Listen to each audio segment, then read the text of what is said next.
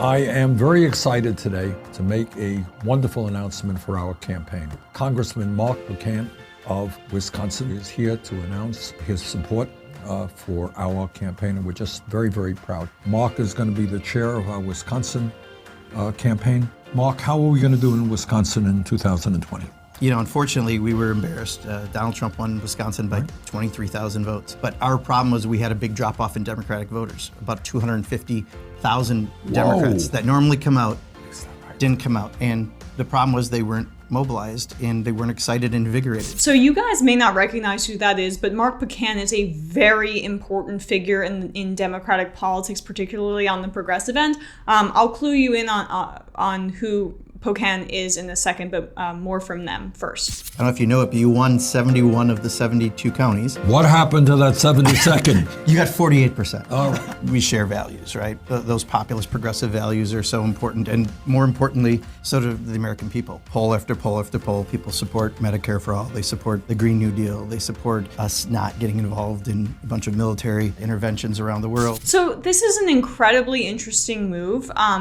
As Representative Buchan pointed out, Bernie Sanders did very well in Wisconsin. That's his state. It strategically makes sense for him to endorse Bernie because clearly his constituents like Bernie a lot.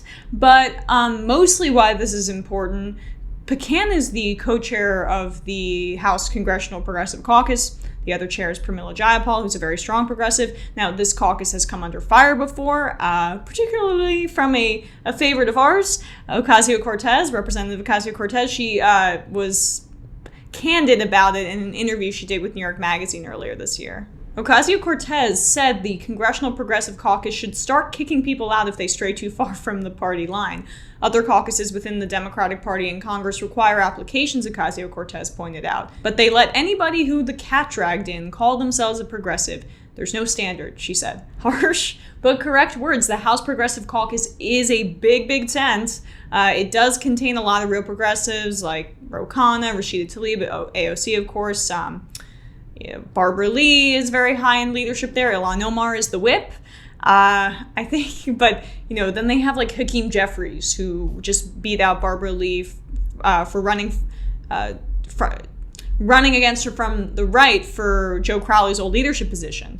He's a big money fundraiser in New York. You have Frank Pallone from New Jersey, who stinks. Joe Kennedy, who's primarying Senator Ed Markey from the right. Just exactly what she's saying, but to have the head of the caucus on Bernie's side, and Buchan has in the past been able to straddle both parts of the party, that's big. That's something that's going to tell the conservative caucus members something, because Buchan didn't endorse in 2016. I have enormous respect for Elizabeth Warren, Buchan told the Associated Press in an interview. I just think not only do families connect very strongly with Bernie Sanders, the electability is very important. Now that is a fascinating quote. That quote should be shouted from the rooftops because, guys, Bernie Sanders is the most electable Democratic nominee. He has the hardest path to the nomination because the party has just stacked in the party, not to be redundant, but over the past few decades with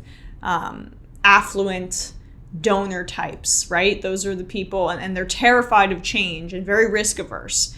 But in terms of winning a general election, states like Wisconsin, Michigan, the Rust Belt, Bernie Sanders would clean up, and Buchan recognizes that.